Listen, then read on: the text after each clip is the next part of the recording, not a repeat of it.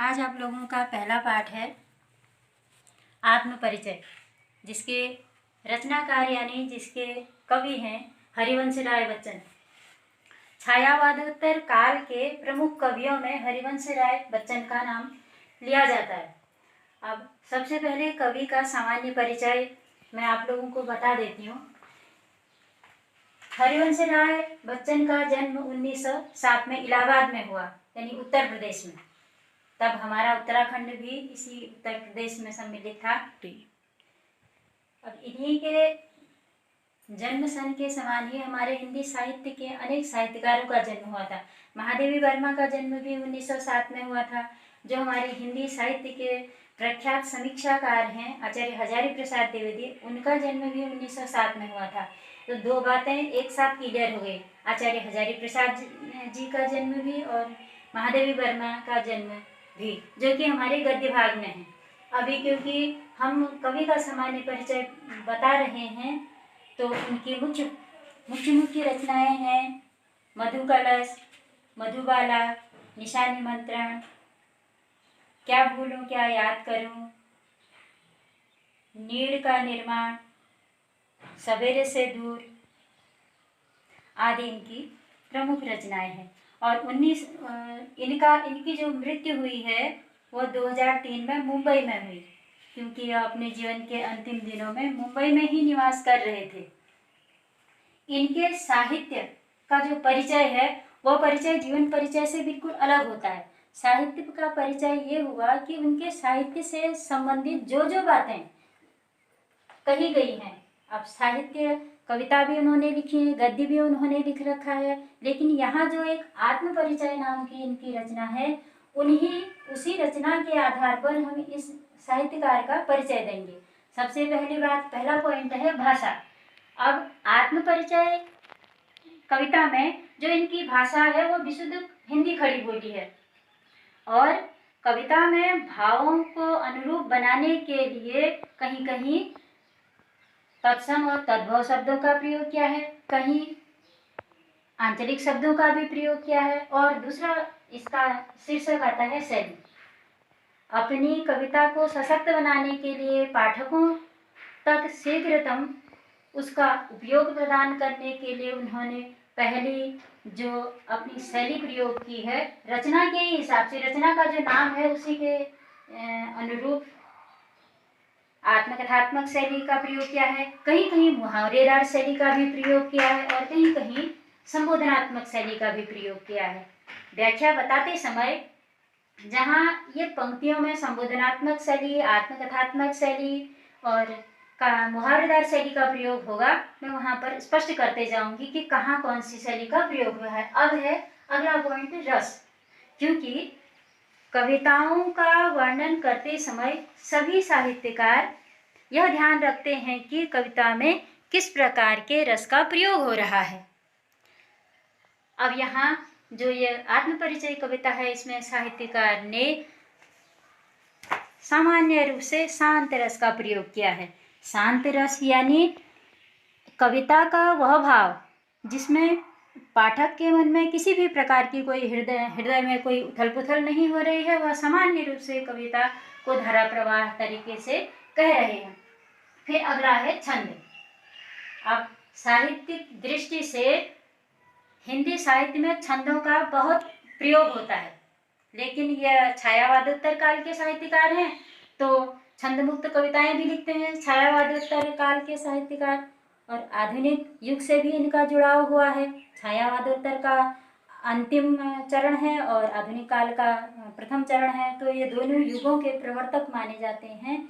इसलिए इनकी कविता साहित्यिक दृष्टि से तो छंदात्मक नहीं है, लेकिन इनकी कविताओं में तुकांत बना हुआ है, लयबद्धता आती है, और जिस कारण से यह गेय हैं। स्पष्ट उदाहरण लिख रखा कविता की पहली दो पंक्तियों में मैं इस बात को स्पष्ट कर रही हूँ कि मैं जग जीवन का भार लिए फिरता हूँ, फिर भी जग मैं प्यार लिए फिरता हूँ। यानी कविता की दोनों पंक्तियों के अंतिम वर्ण में फिरता हूँ आया है। इससे स्पष्ट होता है कि कविता तुकांत है और लयबद्ध है। अगर यह गाई जाए तो यह गेय भी कहलाई जा सकती है। फिर दूसरा, फिर उसके बाद पांचवा है अलंकार। अब कवि की इस कविता में, आत्मपरिचय कविता में, अलंकारों का प्रयोग कविताओं के प्रत्येक पदों में हुआ है। ज्यों ज्यों मैं कविता का अर्थ बताती जाऊंगी, त्यों त्यों अलंकारों की छटनी होती जाएगी और मैं अलंकारों को तुम्हें स्पष्ट करती जाऊंगी कि कहाँ पर कौन सा अलंकार है। अभी क्योंकि मैं इनका साहित्यिक परिचय बता रही हूँ, इसलिए एक अलंकार मैं तुम लोगों को जरूर बता देती हूँ, स्पष्ट करती हूँ। पहली दो पंक्तियाँ मैंने छंद के लिए पढ़ी थी, उसी प्रकार से पहली एक पंक्ति को मैं अलंकार सिद्ध करने के लिए पढ़ती हूँ। किताब में जिन बच्चों के पास किताब है वो किताब में देख लेंगे। कविता का पहला पद है, मैं जग जीवन का भार लिए फिरता हूँ, यानी जग जीवन, जौ वर्ण की आवृत्ति हो रही है 2 बार, तो इसलिए अनुप्रास अलंकार हो गया। और पूरी कविता में इनके रूपक अलंकार है और कहीं कहीं पर उपमा अलंकार भी आया है और मुख्यतः इनका जो अलंकार है अनुप्रास ही है। अब यमक अलंकार का उदाहरण मैं एक किताब से ही बोल रही हूँ, जिसकी अभी मैं व्याख्या आप लोगों को कराने वाली हूँ, लेकिन यमक अलंकार ये है, इसका उदाहरण किताब से ही छांटना ठीक रहेगा। इसीलिए एक बार जिन बच्चों के पास किताब है वो अपनी किताब में ध्यान से देख लेंगे। मैं और जग और कहाँ का नाता, मैं बना बना कितने जग रोज मिटाता। इस पंक्ति में कवि ने यमक अलंकार को स्पष्ट किया है। फिर उसके बाद अगला क्रम आया लेखन विषय का। किसी भी साहित्यकार के लेखन विषय पर देश काल परिस्थिति और वातावरण का प्रत्यक्ष प्रभाव पड़ता है। अगर आजकल के कोई साहित्यकार रचना लिखेंगे तो आजकल के परिवेश का उन पर सीधा प्रभाव पड़ेगा और इसीलिए हरिवंश राय बच्चन पर भी तत्कालीन परिस्थितियों का प्रभाव पड़ा। उन्होंने अपने लेखन में जो विषय अपनाए वह उनकी रचनाओं को पढ़ने से और रचनाओं के शीर्षक से ही स्पष्ट हो जाता है। अब प्रस्तुत रचना आत्मपरिचय में इन्होंने अपने लेखन विषय को किस प्रकार लिया है यह हम धीरे धीरे समझाएंगे। फिर भी मैं तुमको ये बता रही हूँ अभी कि यह किस विषय पर लिखा गया है। सांसारिक परिस्थितियों के बारे में लिखा गया है। कवि स्वयं संसार के उत्तरदायित्वों को समझ रहे हैं। वह स्पष्ट करना चाहते हैं कि एक कवि होने के बाद भी समाज की छोटी छोटी किन समस्याओं के प्रति या अनेक समस्याओं के प्रति वह यह समझते हैं कि जो संसार में दुष्प्रवृत्तियाँ व्याप्त हैं, समस्याएं व्याप्त हैं, उनका समाधान करने के लिए मैं भी आगे आऊँ।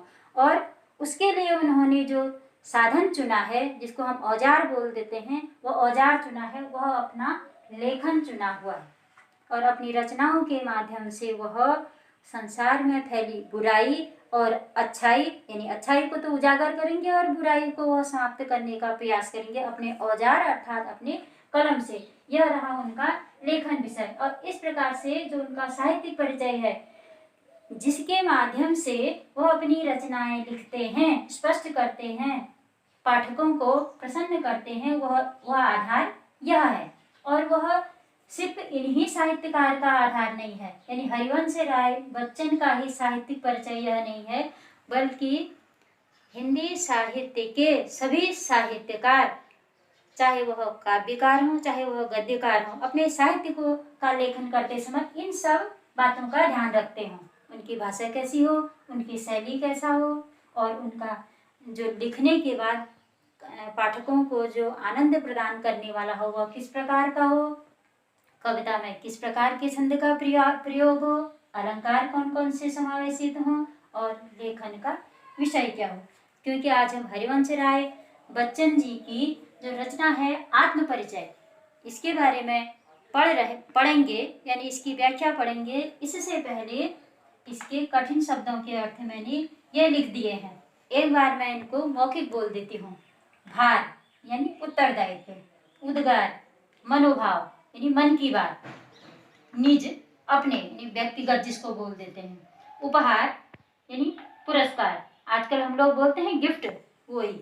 अवसाद, निराशा, उर, हृदय, मौजों, लहरों। अभी जब मैंने भाषा शैली की बात की थी तो मैंने कहा था कि उन्होंने तत्सम तद्भव शब्दों का प्रयोग किया था।